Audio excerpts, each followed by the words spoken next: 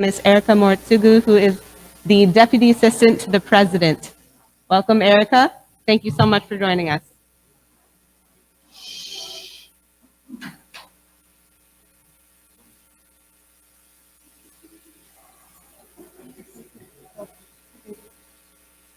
Once again, please be quiet and take your seats as we welcome Ms. Erica Moritsugu, the Deputy Assistant to the President.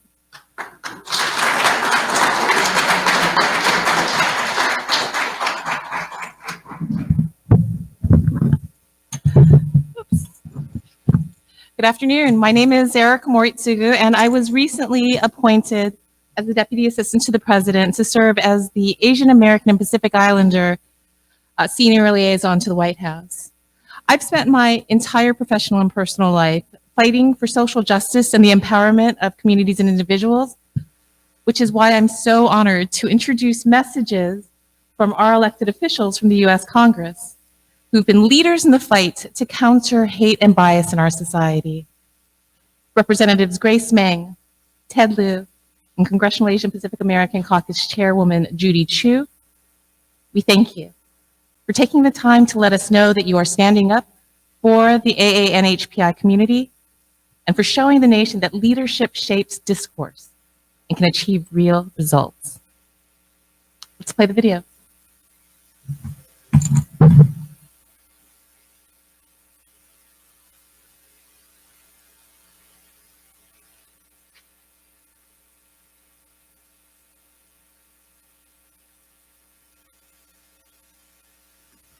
Hello and happy Asian Pacific American Heritage Month. I'm Congressmember Judy Chu, and I'm so proud to be joining you all today for this important conversation. I especially want to thank all of the attorneys general here for taking part. As the top law enforcement officers in each of your states, each of you has an incredibly important role to play in helping us to stop hate crimes. And that starts with being able to identify a hate crime when it happens. There was no clearer example than last month when our nation was shocked and horrified by the murder of 8 people in Georgia, including 6 Asian women. In response, to meet with the victims' families as well as local AAPI community leaders.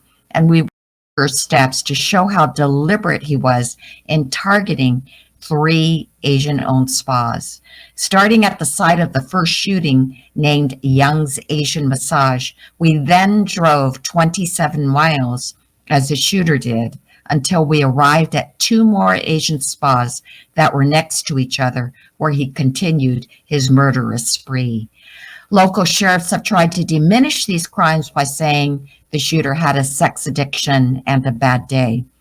But he had plenty of other places to go to in those 27 miles. Instead, he chose 3 places where there would be no doubt that Asian women would be killed, and there's no doubt in my mind that these shootings were a hate crime. And I've written a letter to the Department of Justice urging them to investigate it as such. Nothing could be more deliberate and intentional. The shooter's actions shouted hate when he targeted these locations. He viewed the victims as nothing more than their race. But we know they were so much more. In fact, in Georgia, we met with 2 of the victims' families who, through their tears, told us their loved ones' stories. These were hardworking mothers and grandmothers, some in their 50s, 60s, and as old as 74, who were simply trying to support their families.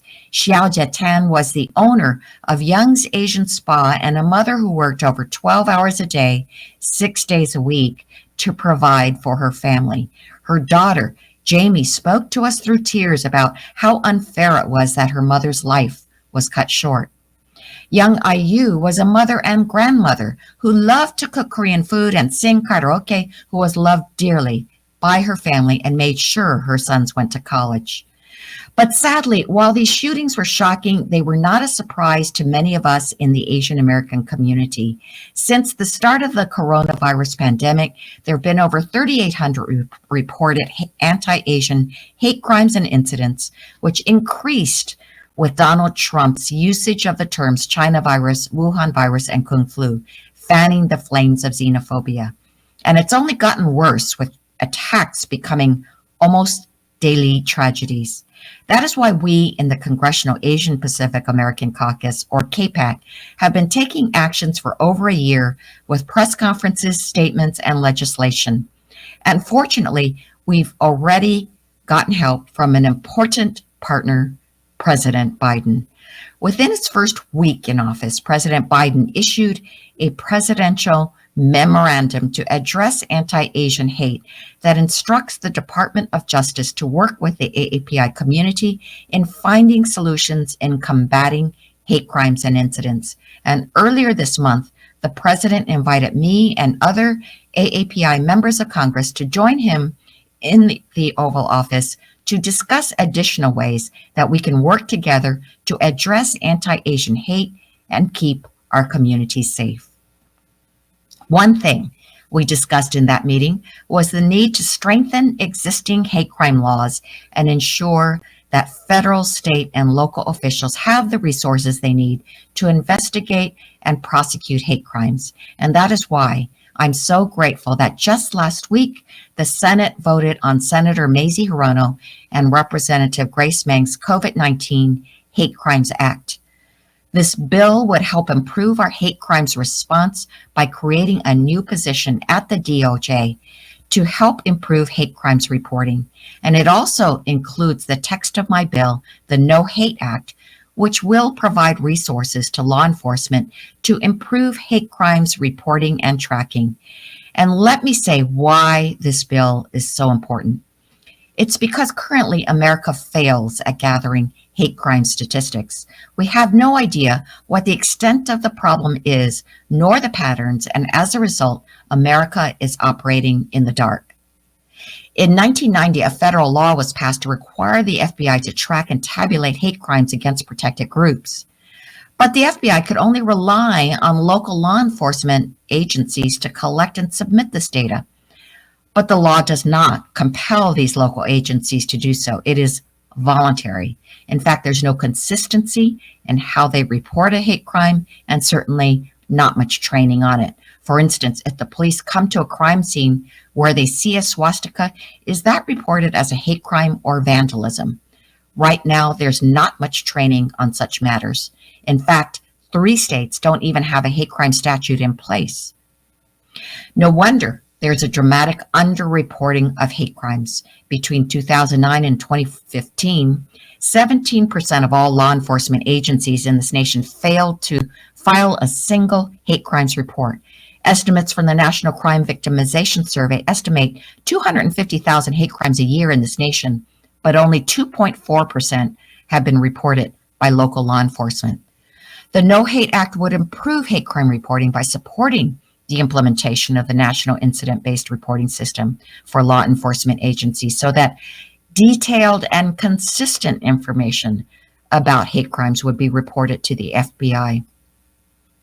The bill also provides for the creation of state-run hate crime hotlines to record hate crimes and redirect victims and witnesses to law enforcement and local support services so that victims get the help they need. And it would support law enforcement activities that prevent or address hate crimes by providing grants to states and local law enforcement to adopt policies, practices, and programs that will help to more effectively identify and respond to them.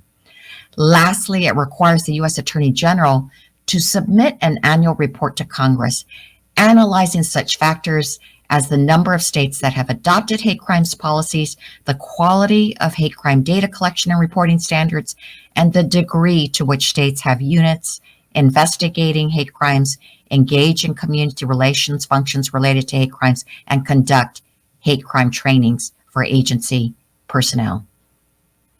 Let me say that this legislation passed in the Senate with overwhelming support by a vote of 94-1. That's an almost unheard of show of bipartisan support these days, and it shows that AAPIs are not alone. The next step is a vote in the House this month before we send the bill to the president's desk. And I know that once it's signed into law, these laws will help us better understand and respond to the problem of anti-Asian hate crimes. But we also need more prosecutors and police who understand the needs of our communities and can help fight for us. And that is why I'm so grateful to have each of you here today for this important event. There is an important role for all of us to play in combating racism and hate crimes in our nation. The reality of the anti-Asian prejudice we saw was not known until people were willing to come forward and share their stories.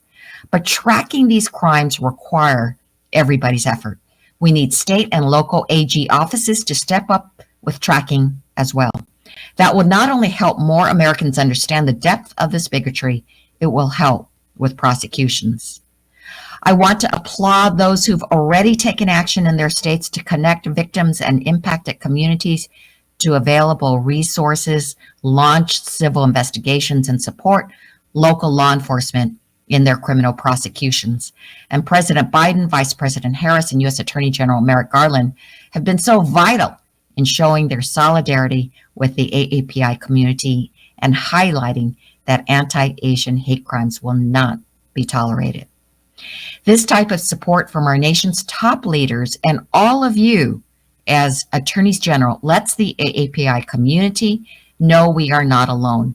And it tells those who think that nobody will care if they attack an AAPI or any person of color that they are wrong and that they will be prosecuted. There are many steps we can take, but let me tell you what the most powerful one is. It is to come together, no matter our backgrounds, united in speaking out against hate targeting any community and addressing systemic racism in our nation. So thank you again for inviting me to speak today and for all you are doing to address hate crimes and all you are doing to keep our communities safe.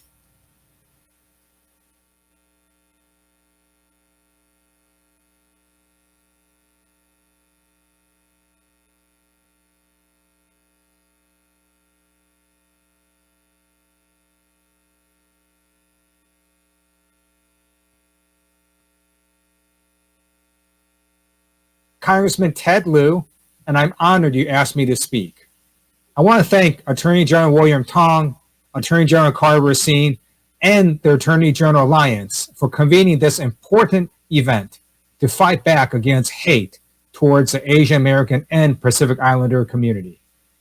I want to first begin by thanking every single Attorney General for your public service.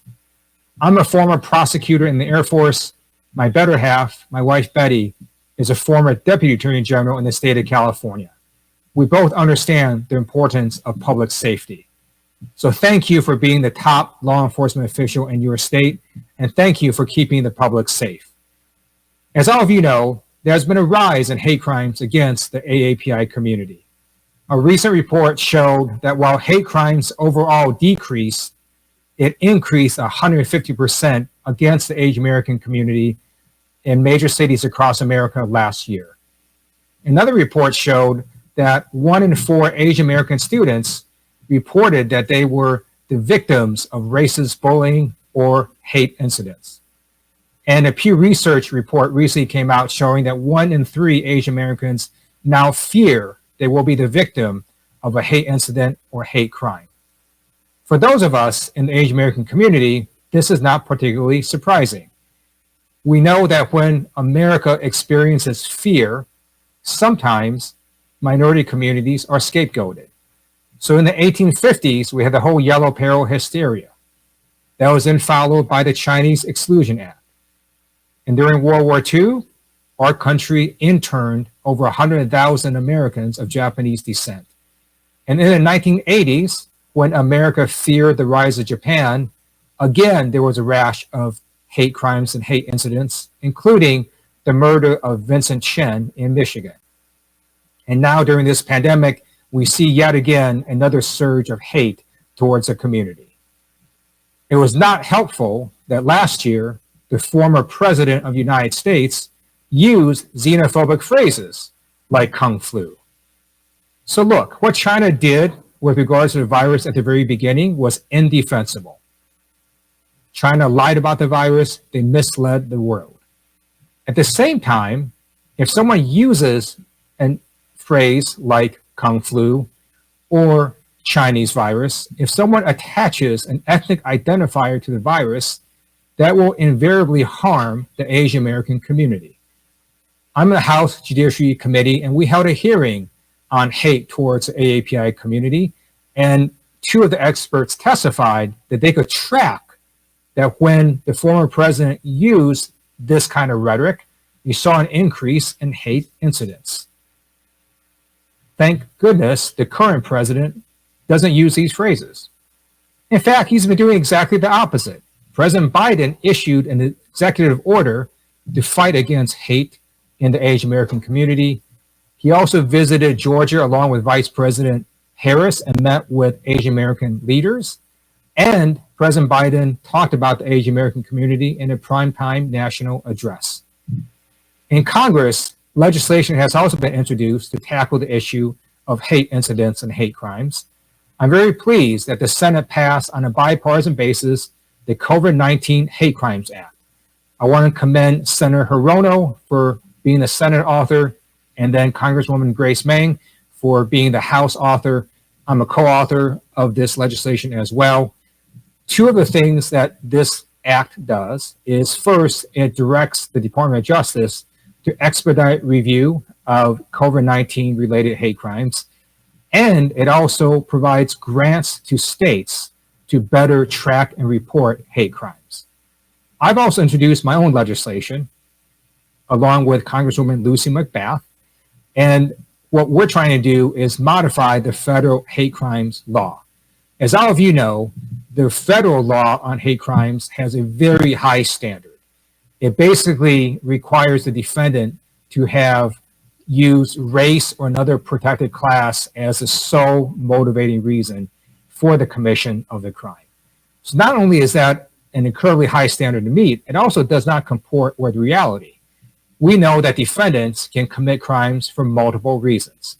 So Congresswoman McBath and I have introduced a bill called the Stop Hate Crimes Act, which modifies the federal standard so that if race or another protected class is a contributory motivating reason for the commission of the crime, then you can use the law. And that's based on our belief that race should not be a part of any crime for any reason. This bill already has 25 co-sponsors, and we're adding more with every single week.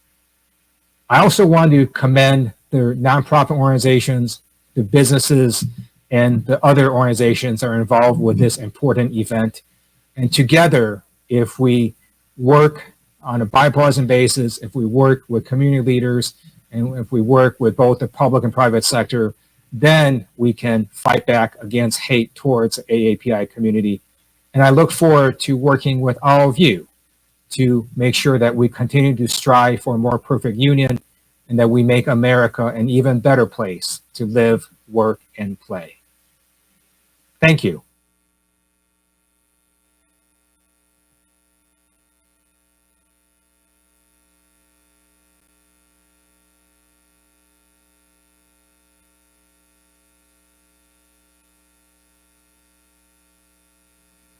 Hi, I'm Congresswoman Grace Meng from Queens, New York, and it's an honor to join this national convening against anti-Asian hate. I want to thank my good friend, Attorney General William Tong, for organizing and hosting this important event, and I commend him for his outstanding and tireless leadership. I also thank all the advocacy organizations that are in attendance as well. Since the beginning of the coronavirus crisis, Asian Americans have been forced to endure a sickening and disgusting surge of racism and bigotry. These many heinous attacks have been taking place all over the country, including my own congressional district. I've heard from so many Asian Americans who tell me that they are literally afraid to go outside. Something must be done, and that's why I introduced my COVID-19 hate crimes bill with Senator Hirono. And as you probably heard, the bill passed the Senate approximately 2 weeks ago with a bipartisan vote of 94-1. This House is expected to approve the measure in May during APA Heritage Month, and President Biden has already said that he would sign our bill into law.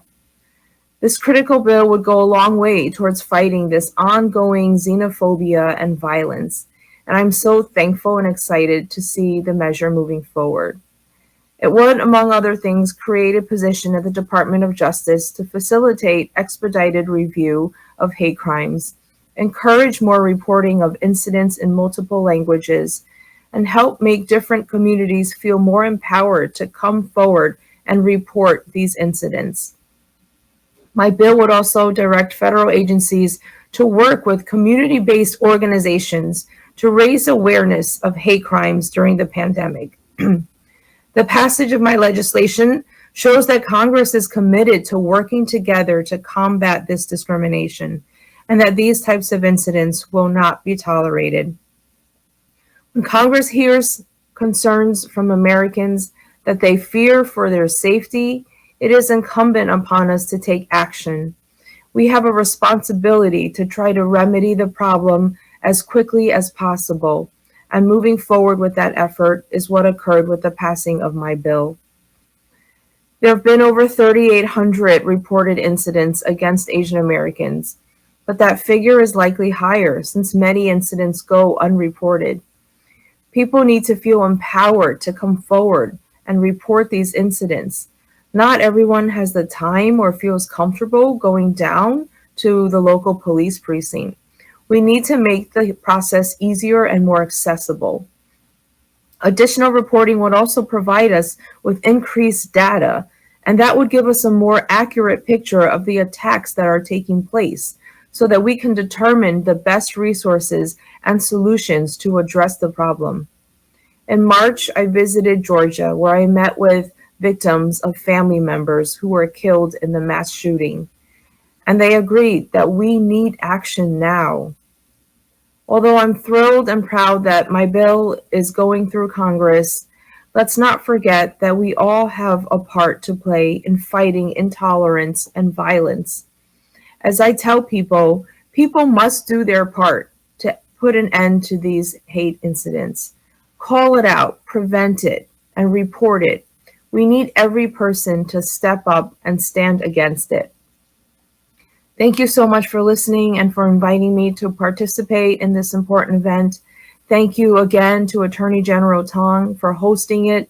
I look forward to continuing to work with you and all our partners and advocates to stop Asian hate and to stop discrimination against all. Thank you.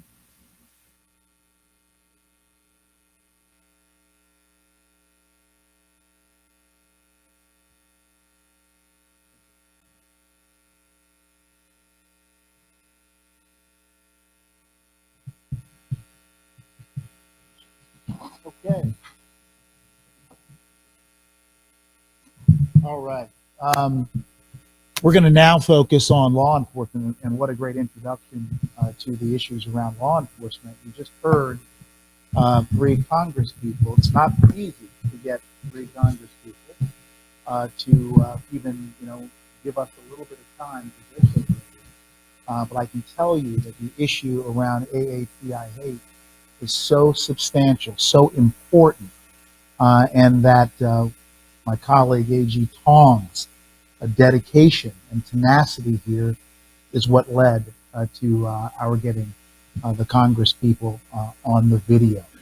So we're going to jump into a law enforcement panel. The moderator is going to be my dear friend Karen White. Karen White is the executive director you heard earlier of the AG Alliance. Karen White is a rare human being. When you ask Karen White or the AG Alliance to participate in something, the first answer that comes out is yes. And then you get to what they're going to do. And that's what William Tong and I did just a few weeks ago. Literally called Karen, connected her on the cell, and said, "We got this idea. What do you think?" Yes. And the rest really, is history, as we see. So thank you so much, Karen. It's going to be the moderator. I do want to especially recognize Attorney General of the state of Utah, Sean Reyes. I want you to know that Sean is a Republican, and it's incredibly important for us to find ways to work together on issues that concern us all. Think about the great theologian, Martin Niemöller, right? Back in the Nazi Germany days, he was initially captivated by Adolf Hitler, right? And then, of course, he was repulsed at what he saw. And Niemöller wrote about his hesitancy. And he talked about how, well, first, the Hitler folks came for the socialists. And since I wasn't a socialist, he said, I wasn't really concerned about things. Then they came for the people who were involved in a workers' union. And since I wasn't in a workers' union, I didn't say anything. Then they came for the Jews. And since I wasn't Jewish, I didn't say anything. But what happens when they come for you? And no one's there to speak for you. And again, this is why we've got to bridge the political divide and bring in people from across the aisle, Democrat, Republican, and independents. And I want to thank Sean as our AG, who happens to be Republican, who is going to share his views on this important issue. We're looking forward to working with you on this going forward. With that, handoff to the moderator. Thank you. I'm Karen White. I'm the Executive Director of the Attorney General Alliance. As we as a community gather and discuss these issues, I'd like to take a moment to think about a great American who dealt with this subject for his entire life until he was assassinated. In Letters from Birmingham in 1963, Martin Luther King wrote, "Injustice anywhere is a threat to justice everywhere." The second part of that quote, I think, is especially meaningful here. We are caught in an inescapable network of mutuality, tied in a single garment of destiny. Whatever affects one directly affects all indirectly. Those people at this table have 3 careers spent in service of others. Utah Attorney General Sean Reyes, a tireless advocate for children victims of human trafficking, as well as the law enforcement community, has spent his life dedicated to serving others. AG Reyes is an innovator known for creating numerous programs and efforts for the protections of individuals, communities, countries. We're also pleased to welcome Ms. Kimberly Poyer, a 20-year veteran of the FBI and current Section Chief of Investigation in the Victim Services Division. Ms. Poyer has a lifetime of service in social work and in the protection of victims, and we look forward to her remarks. Lastly, Lieutenant David Hong from the DC Metro Police Department has served in a variety of communities within the district with substantial experience in at-risk and marginalized communities. Before each of you speak directly, I'd love to hear a little bit about your personal stories and your journey to get here. And then please go ahead with your remarks. Attorney General Reyes. Thank you so much, Karen. Thank you to the Attorney General Alliance for helping to host this event, to my dear friend, General Carl Racine, and another good friend, General William Tong. Your leadership on this is much appreciated. Carl's introduction was an interesting one because we've traveled together, not just domestically, but to places around the world where people are taken aback at times that we're so friendly and have such a good relationship in spite of ideological differences.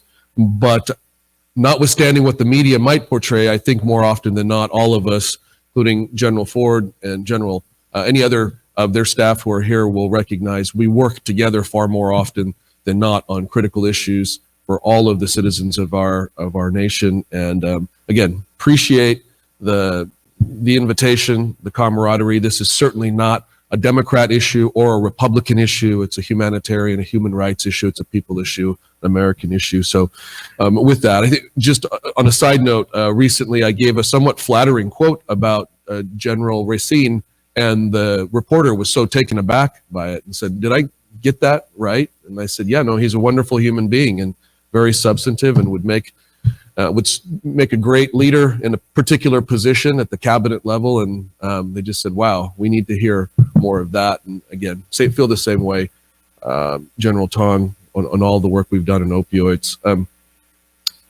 people ask me all the time, what are you? I don't know really how to respond to that. Say human being. I think they're trying to at times get to what is my heritage and my background. And so just briefly, my father was born in the Philippines. He was the nephew of great Philippine leader, President Ramon Magsaysay, but during the Marcos regime, had to flee after speaking out against that president, and come to the U.S. with nothing, one-way ticket down to downtown Los Angeles, knowing nobody and having nothing. And people talk about coming with $10 in their pocket. He said, I had nothing. Lint was all. Dad's half Hispanic, so that's why people get confused sometimes with the Reyes last name. So yes, I am part Hispanic, very proud of that part of my culture. But he's half Filipino and a little bit of Chinese, I believe, in there. We're still doing some of the genealogy on that side of the family. Mama's side, she was born and raised on the Big Island of Hawaii. She's from North Kohala, very small rural town up there in the lush green areas of the Big Island. She's at least half Japanese, half Native Hawaiian, and also Chinese, which if you do the math doesn't all add up. But in Hawaii, it's really hard to tell exactly where the lines start and stop. Born in Westchester, Inglewood area of California. If any of you know that area, they call it Inglehood for when I was growing up for a reason. So very diverse communities coming up, and all of those, particularly my Asian Pacific American or Asian American Native Hawaiian Pacific Islander, or sometimes it's Asian Pacific American, you can tell just amongst our own community, we're very diverse because we can't settle on a particular acronym. Very influential in traditions, customs, food, culture, danced hula, learned Philippine martial arts. I mean, grew up with a lot of the stereotypical Asian culture, and then felt absolutely blue-blooded American in so many ways, playing sports and enjoying culture as a son of an immigrant. I say son of immigrants. People say, yeah, but your mom's from Hawaii. That's part of the United States. But if you know the culture there, it's different enough. And again, just hearkening back to General Racine's history, we've been able to share as we go across the world, talking about the need for love and acceptance and the beauty and truth in every culture. His own family's history of escaping oppression and coming to this country. And again, I think those things all tie us together. That's my hope, and that's the spirit that I come in. I know many of you, or I know of many of you, have worked with many of your organizations, from Asian Law Journal, the first law journal in law that was dedicated to Asian issues at Berkeley. So in APULSA and NAPABA, I've been a member of, spoke at, or been a part of, I can't tell you how many different organizations over the years. Civically, started chambers of commerce, including the Hispanic Chamber of Commerce and the Asian Chamber of Commerce in Utah. So my background, law, was running a venture fund right before I got tapped to be the Attorney General in 2013. So come from a little bit different background, and not sure how I ended up specifically on the law enforcement panel with career law enforcement professionals who are amazing at what they do. I feel like a pretender a little bit, but I do have charge of many law enforcement men and women in my office. Pray for them, hope that they exercise the great power that the people have vested in them, remind them every day of the responsibility that comes with that power. And I'm happy to talk about a few more substantive issues. Being Asian, as many have said before, is a very interesting experience. I think the TV program, just to tap into popular culture, that I most that most resonated with me, that I connected with most, if any of you saw it, it's called Fresh Off the Boat. And it was very much my experience growing up. And now they have movies like Crazy Rich Asians, which I say is exactly like my family, except for the rich part, which is Crazy Asians. And again, I think we can look at ourselves, self-reflect, laugh, but then there are the deadly serious issues that we're convened here to talk about today, which are there's nothing about that. That's funny, and we hopefully can come away with some really collaborative ideas on how to help empower each other to protect each other. So with that, I'll turn the time over to Kim. Thank you. Thank you so much. Good afternoon, everybody. I really appreciate the opportunity to spend a little bit of time with you, talk a little bit about or maybe educate you a little bit on kind of the FBI and Victim Services Division and what we've been doing in regards to servicing victims in the federal government and federal crimes. Just a little bit about myself. I'm a clinical social worker by training. I've been practicing clinical social work for over 30 years. I know I look like I started when I was 4, but I've always had the opportunity to practice social work actually in non-social work type environments. My federal career started back in 1996 when I had the incredible opportunity. I was hired by a gentleman, Eric Holder, to work in the United States Attorney's Office to set up a child interviewing program, the first of its kind in the federal government, to interview children who were victims and witnesses of crime. So I spent 6 years at the U.S. Attorney's Office learning so much, working with wonderful partners in the Metropolitan Police Department, learning so much from different prosecutors, as well as working with other government agencies, which kind of drew me into the FBI. So in 2001, I was asked to come, the FBI actually asked me to come over there to set up a child interviewing program for the Federal Bureau of Investigation. So I've been working with the Bureau now for about 20 years. I always say, we started with 1 child interviewer. We're now up to 22.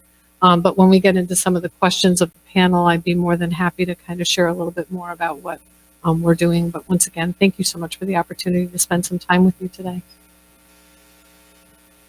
Good afternoon, right? Good afternoon, everyone. Thank you to the Attorney Generals. This is quite an honor to be here to speak on MPD and local law enforcement. So I grew up in upstate New York. I don't know why my parents decided to immigrate there. If you guys know, it's freezing and has a ton of snow up there, but they did.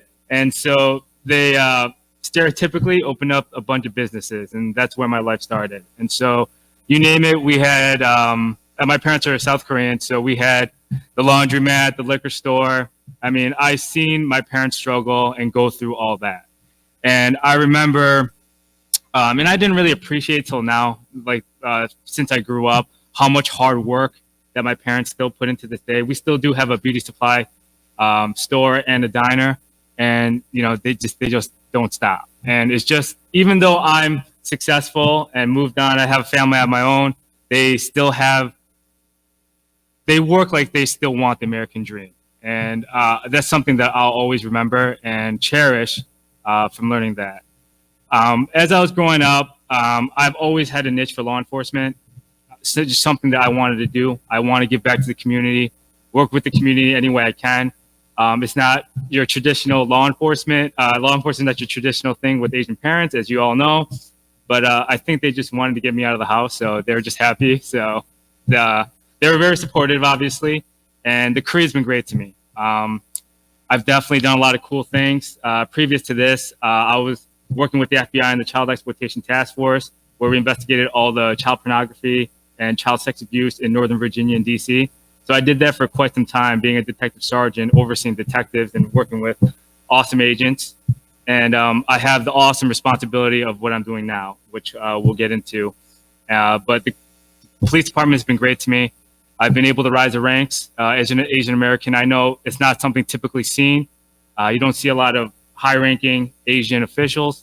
I mean, actually, this Friday I'm going to get promoted to captain, so that's a little bit better, right? So it's definitely good. But I'll discuss my role and what we do in the community as we get started. And thank you again for having me. Karen, can I, just interject again? I already have 2 texts from people watching and listening. Apparently, I did not give enough of my background on one side. This is, as many of you know who are multicultural, an issue. I talked about the Filipino side. That's great. Someone said I forgot to mention mom's half Japanese. I hope I did. If not, just to show you, I was a JACL high school scholar. Our family goes back to the Maeda clan, to the 16th century daimyo Ishikawa Ken in there in Kanazawa Castle. the Hawaiian side, which is also complaining. Kamehameha Mo'i the first. They're born on in North Kohala, so a lot of Samoan, Tongan, Tahitian, Maori cousins. Everybody's included in this. This is not exclusive at all. And I apologize I was trying to make it quick, and I now have belabored it and turned it into a longer family history lesson. But this is a challenge for us to all feel seen and recognized and not be invisible, as someone had referenced earlier. And I apologize. No disrespect intended. Families that were interned in, in Manzanar and everything else. Well, General, you want to talk about some of your support efforts with law enforcement, the joint things you undertake in this area? And again, I think I'd be remiss if I didn't reiterate, and I think I was getting to that point. I think we all do a disservice to any community, whether it's an African American community, a Latino community, or an Asian Pacific American community, thinking about it in a monolithic way. We are so diverse. Asian Americans alone, Filipinos are so much more different than they're probably less alike than my Japanese side of the family or my Chinese side of the family than they are to Turkish folks or people in Colombia. Just very, very different backgrounds, needs, experiences here in America. And Asians and Pacific Islanders are very, very different. And anything that we attempt to do, we ought to respectfully try to understand and appreciate the very different needs, challenges, strengths, differences that each of those cultures brings to our country, and the various strengths that they do too. Someone mentioned earlier, over 50 ethnic minority backgrounds, over 100 languages. Well, Filipino dialects are over 170 Filipino dialects alone. So we're talking about hundreds, if not thousands, of individual, unique cultures, traditions that we should be mindful of. I don't want to belabor this too, but the long history of injustices we've mentioned over and over and over again. For those of us who were born Asian, we have known, and our parents and our grandparents have known the toils and travails that Asians have fought here in America. I think General Tong set it off well, talking about the Page Act, which is a precursor to the Exclusion Act, and the Chinese experience. We celebrated in my state, the railroads and Chinese Americans who came and gave their lives to build the infrastructure and backbone in the hardest parts of the Transcontinental Railroad, and how dehumanized they were, and so many injustices that were heaped on them, and how little people pay attention to that in music and culture. One quick anecdote, because there was a promise made by the railroad companies to return the remains of any Chinese worker who was killed or died, bones were sent back in the thousands of pounds. And as historians have gone back, names have not even been kept. That's how dehumanized they were. And so the number of Chinese Americans have been calculated by the weight of their bones. And if you think about that again in terms, to me, that's a very powerful allegory about recognizing the value of every single human life and their experience. So again, Japanese internment, I could spend, a whole semester talking about the legal issues and problems. Reverse discrimination in higher education, something not many people have talked about today, but is very evident. Maybe not in violence, but it's a type of microaggression, it's a type of other violence. And of course, the current physical violence that we've seen, and references to the model minority myth. I wish there was time to talk about those vis-a-vis law enforcement tools and training. One area that we've spent a lot of time in my office focused on, that we don't think about a lot in terms of physical violence by citizens being heaped upon other citizens, and that's in the human trafficking trade. Many state AGs before us, and many of my colleagues now, have really led the nation and even the world in the fight to wake people up to the reality of modern day slavery and servitude, and the millions of victims that there are worldwide, and the thousands and tens of thousands that there are here domestically. Many of the victims in the cases that we've done in massive massage parlor takedowns are Chinese nationals. And we've learned a lot of lessons about victim advocacy and survivor resources by dealing with these types of cases. Something that we're working with the government of China now. I'm not at liberty to discuss it very publicly, but I can say that we're working with them as we did on the opioid trade on these very important issues. One that garnered a lot of attention, and I want to give credit again to this is how AGs work together with the state of Arizona and Arkansas. We took down a public official who was exploiting, he was an elected public official in the state of Arizona who was exploiting his knowledge and familiarity with the culture of the Marshall Islands. So again, Pacific Islands, not Polynesian. This is Micronesian there. And a shout out to all of our AG friends there, Guam, the Marshall Islands, and our Polynesian AGs who are part of the Attorney General Alliance and Samoa. The victims were promised that they would, if they delivered their children here in the States, would be returned back to the families and be compensated. That never happened. Allowing children to stay with relatives and be raised by them is very common practice in Polynesia, and one that's actually favored. But knowing that the babies were born here and instead of being returned to the families were sold on the black market, adoption market. So the victims were not just the children, but the birth mothers and families and the adoptive families themselves who had no idea. We were able to get convictions at the federal level and at the state level. And the number of human trafficking cases dealing with the Asian Pacific American community is surprisingly high. Can talk a little bit about that more, Karen, if we have questions. I wanted to touch on some of the tools that we've used. This is just one. There are many, but in the interest of time, we have a virtual reality simulator. This particular one's manufactured by a company out of Arizona called Virtra. I'm not here to do a commercial for Virtra, although they've been a tremendous partner. And the beauty of these virtual reality scenarios is not only do they have a tool that you can create your own scenarios. The stock ones that come with their system allow you to interface with people in the community and learn how to de-escalate violence. When we sat down and one of our predecessors, the former Attorney General of Vermont and I with the NAACP and the National Urban League in 2014, this was one of the things they asked us for, better training for law enforcement interacting with communities of color. And out of that came these training tools where we're able to put law enforcement officers, federal, state, local, county, city, tribal, all in scenarios that could escalate or de-escalate. And given the way that they interact, it's a smart system. So you can change the dialogue, you can drop in hostages, you can make things better or worse.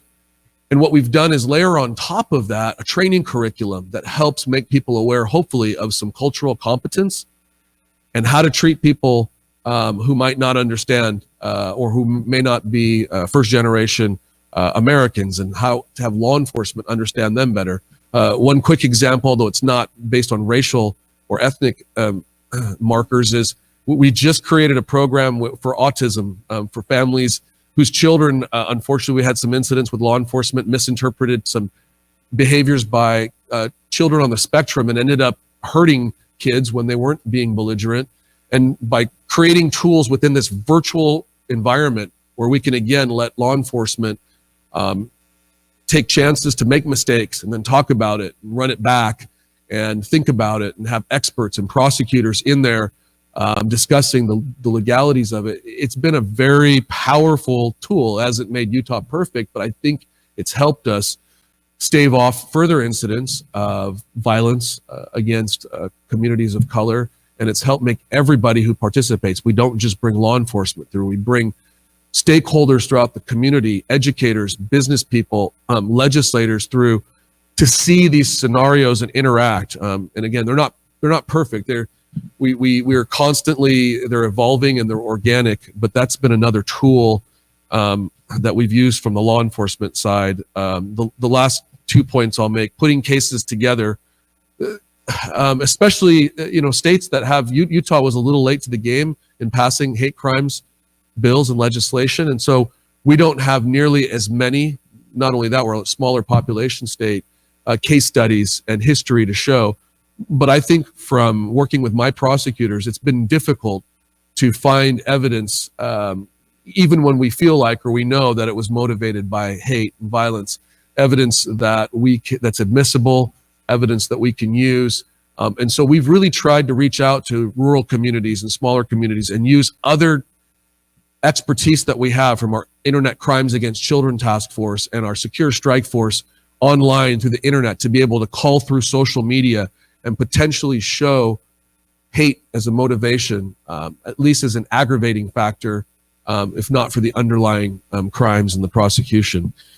Last thing I'll mention, tracking criminal violence. I think the feds may do a much better job. Maybe the locals do too. The types of cases we have at the state aren't the typical street crimes, assaults and batteries. We're dealing with much more complex white collar cases, large human trafficking cases. So we don't track very well the victims and survivors of these types of violent cases. And I think legislation, whether at the federal level, as was mentioned before, or at the state level, to help us be able to document accurately the background of people who are victims will help us going forward track and trace trends upward or downward. Again, I overspent my time, but hopefully touched on a few things that maybe we can talk about, whether at this panel or afterwards offline. Be happy to follow up with you. So, Karen. Thank you. Next, we'd love to have your experience and knowledge. Kim, or I think, Yeah, sorry. No, that's I fumbled it back that way. I thought maybe what would be helpful is just to talk a little bit about kind of the FBI and its space and what we do with victims and a little bit of the history of the Victim Services Division, just to give people some situational awareness.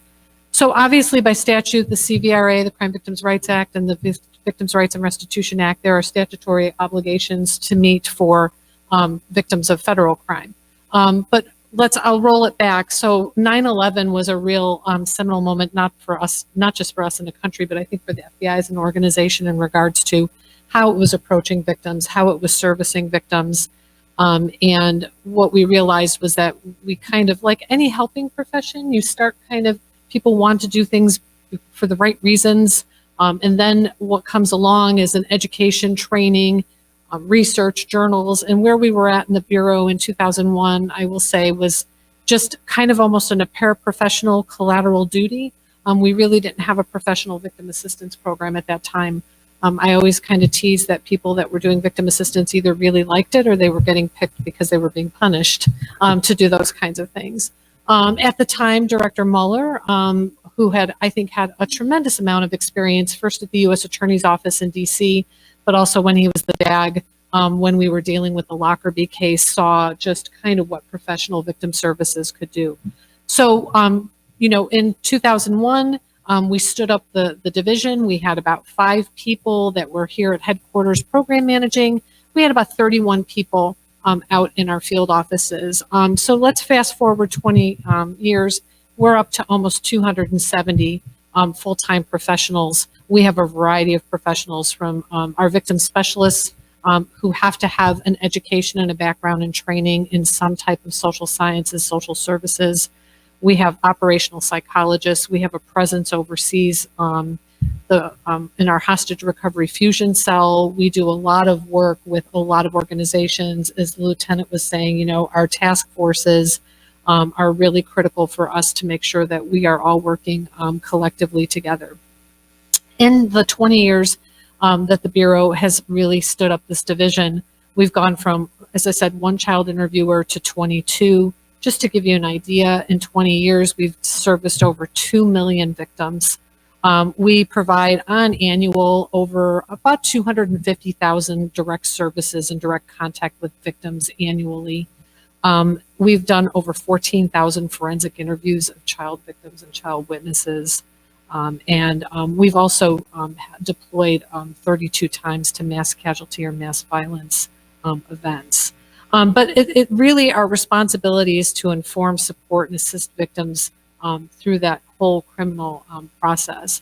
And I will say, and then I just definitely want to make sure that I'm leaving time for the lieutenant, that, we don't do this alone. We have to collaborate. We have to communicate well together. In the federal space, we can't do all of the things that need to be done to support victims that we identify and we work with. Our partnerships with our other government agencies, DHS, State Department. Our local law enforcement partners are a significant backbone to our task forces, from our Crimes Against Children's task forces, what started out as innocent images. We have human trafficking task forces that we all have to work together collaboratively. And what also is a critical element for us is our relationships with NGOs and non-governmental organizations, social services agencies, to create that wraparound service that victims need. To what, Sean, you were talking about, is that, victims have a life cycle of, as they experience that victimization, from the moment they're victimized to how they process that, how they're perceived in the community, how they're supported or not supported by just their family members, how law enforcement engages with them, interacts with them, how the criminal justice system, making sure that we're keeping victims informed and up to date. We work hand in hand with our partners at the U.S. Attorney's Office, because as we know that sometimes we identify victims and we may open up cases, but that doesn't necessarily mean that they're going to go all the way through to a prosecution. But that doesn't stop victimization, right? If there's a determination not to prosecute a case, and there are lots of reasons to do that, we still have I think, a moral and an ethical obligation to make sure that those, people are at least, we leave them better than how we found them, right? That we're providing them resources. So in our division, we do a lot of on-scene assistance. We work with children and to set up forensic interviews, medical assistance. We engage with all of our victims that are identified, federal victims that are identified, to do needs-based assessments. We have emergency funds. We are funded actually through DOJ, the Office for Victims of Crime. So our positions are all, we have kind of a statutory line item off of the Federal Crime Victims Fund that pays for all of these positions. But we do have emergency funds where if we have, it's a fund of last resort where if people don't have resources, the state crime victims comp, that's been an interesting challenge because each state does their crime victims comp differently. We can work with those types of victims, but I will say that that collaboration and that communication and that working together to create just, I think, a really solid multidisciplinary team in the law enforcement community is critical to make sure that victims not only survive their victimization, but hopefully can find a place where they can grow and thrive and put that in a place which doesn't necessarily always define them for the rest of their lives. Thank you, Kim, for all your efforts. Lieutenant Hong, Yeah. we'd love to hear about your engagement with the community and partnerships and ways that we can support you. Absolutely. So, for everyone's knowledge, I run the special liaison branch, and within my branch, I have 6 different liaison units. And I have the LGBT, Latino, deaf and hard of hearing, African, interfaith, which deal with all the religious organizations in the district, and of course the Asian liaison unit. On a daily basis, my team is interacting with the community, providing safety seminars, and just getting to, bridging that gap between the community. As it pertains with the Asian community, I know all too well how important that is. And so a quick example is, growing up in my parents' store, they were victims of crime every day. Something happened, either a hate bias incident or a hate crime. But I understand that, being an immigrant and a first generation, how they are thinking. And so to give you an example, I know my parents, they didn't want to burden anybody. I heard it time and time again that, police don't care about Asian people. They don't want to deal with us. We're bothering them. Secondly, and I'm sure a lot of you can relate, is the language barrier. And so my parents were, and I'm not sure if it's everyone else, my parents were a little ashamed that they couldn't speak English at the time. Not that they're any good now, but they were really bad, 20-something years ago. And so they just felt ashamed. My dad always used to say that, oh, I got to learn English, and, that type of thing. And so I know that they felt uncomfortable talking to the police. And thirdly, I hear this all the time in the community, is the unknown. And what I mean by that is, say that I'm a victim of a crime. It's pretty self-explanatory if you grew up in the States. You call the police, they show up, they take a report, you might get a detective, whatever the case may be, right? We all know that. But for an immigrant, they don't know that. And the fear of the unknown of the process scares a lot of community members from not reporting. And so, in particular with the Asian community, my mission, and I take it personal, is to constantly interact with them, letting them know that we have a diverse group of officers. We have officers and officials that speak a different language, understand their culture. One of the big things is, and a lot of the Asian community members in here can relate to that, is like, you know, especially our parents, if they see an Asian police officer walk in, speaking their language, automatically the tone is set. They're automatically going to be so welcoming because it's someone that they can relate to. And that's my mission. And that goes with all the communities I deal with. But in more particular, obviously, with the immigrant communities, because the language barrier, I just want everyone to know that the resources that we can provide. Also, what Kim was saying, transparency. This isn't a silo. I need people's help. And I work with U.S. Attorney's Office, FBI, ADL heavily, in all these little government and nonprofit organizations. And that's the only way I'm going to be successful. For us to get in is I need the buy-in from the community leaders, right? And so that's what I work on. Fortunately for me, a lot of these relationships have been established even before, you know, my tenure in SLB, but it's my job to keep it going and make new relationships. And so one last thing I'll mention is that I also work heavily with the hate crimes in the district. So any hate crime that happens, obviously it's gonna, a lot of the communities that we serve, they're prone to being the victimization of that. But I also, you know, we work hand in hand with the mayor's office. Director Ben de Guzman is back there for the Asian and Pacific Islander Affairs office. We work hand in hand. I want to show the community that it's just not, you're not going to see us when something bad happens. And when we do come out, we come out with other people.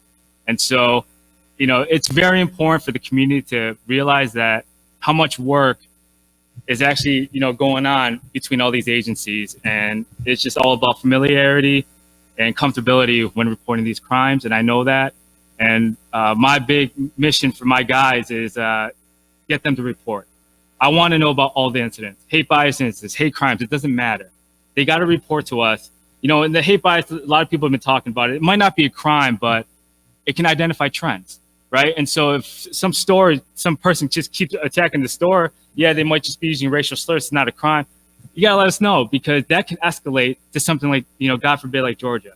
And so as a police department, obviously we want to get in front of that. And yeah, so that's about it from my end. Well, thank you. We have just a couple minutes if anyone had any questions in the middle.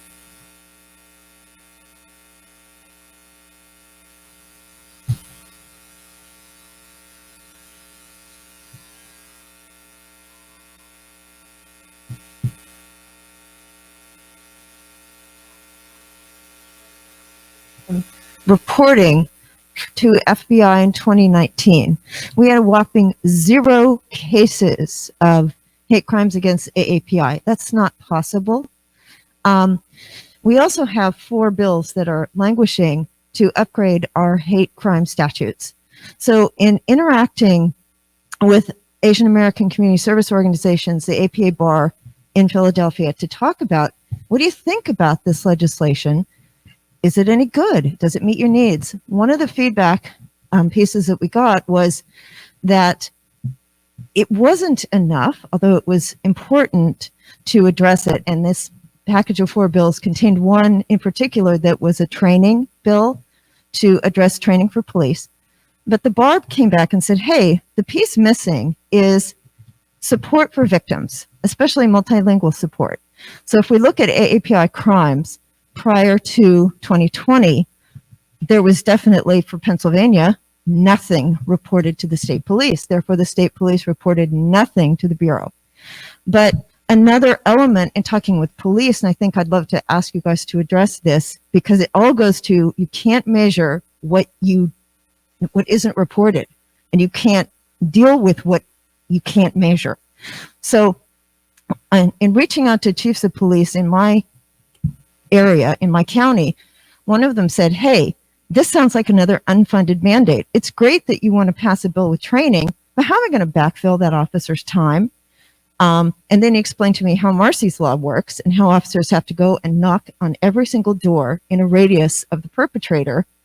And that sounds like a colossal waste of police time when there are more efficient ways to make that notice. So I'd love to address, how are we going to increase the reporting on the practical level for police who may be encouraged only to charge on the most serious offense? So if it's assault, they charge on assault. They won't also charge the second offense of hate crime. And then to improve the reporting, and it's a training issue. How are we going to get police to be able to invest in the training to improve the reporting so we can develop policy for the response? That's a great point. And, unfortunately, I can't speak for other police jurisdictions, but what I can tell you in DC is, we're all about the cultural competency training. My unit gives that training to all the officers. So if you don't speak the language or you don't understand the culture when dealing with the AAPI community, we teach it to you. And I know it's easier said than done, but recruiting for diversity, mirroring the community, that helps a lot too. And so, like I said before, just recognizing a face that looks similar to yours can make all of the difference. And so, unfortunately, with other police departments, it's easier said than done. But as far as the Metropolitan Police Department, that's the kind of things that we do and how we train the officers to respond to the scenes and know what to do in a sense. And also, we have great resources, just like the Language Access Program. It's a really innovative web app-based system, and if an officer that doesn't speak the language, we can get you an interpreter within minutes over the phone. And so stuff like that being put into the police department, I think could help nationwide. Thank you. Let me address that too in this way. And this is a little bit of a tangent, but sometimes those in charge have to find budgets or have to find justifications for, if you couch it in terms of gangs, then follow me here. The rise and influence of Asian gangs over the last 50 years is directly proportional to the Asian community's perception that they can't protect themselves, and there's violence being heaped upon them. So you go back in time to TCGs and Sons of Samoa, Satanas for the Filipinos, Asian Boys for a lot of Southeastern Asians in the 90s. And you can see a lot of, again, gang activity. When we have these acts of violence, what a lot of people don't realize is we're sending young Asians directly into the arms of gangs because they believe that then now it's the only way that they can find protection for themselves and their families. So tracking, if you use very established gang programs, which are out there, there's tons of them. Sometimes you have to be creative and couch it in those terms, or in terms of human trafficking, which is where we've been able to find some success at getting funds to do some of the tracing in terms of data. So that just is, I thought maybe that might be helpful. Well, thank you to our panelists. We're at time. We appreciate your contributions.